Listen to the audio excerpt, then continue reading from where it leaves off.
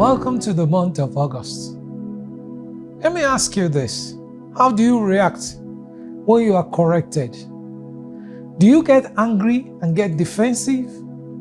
Or do you humble yourself and learn from the correction?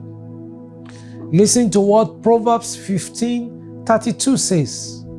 Those who disregard discipline despise themselves, but the one who heeds correction gains understanding.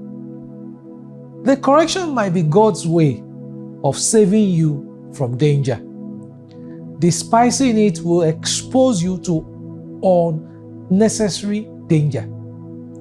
This month of August, watch out for when God is speaking to you through others, especially those you think you are better than.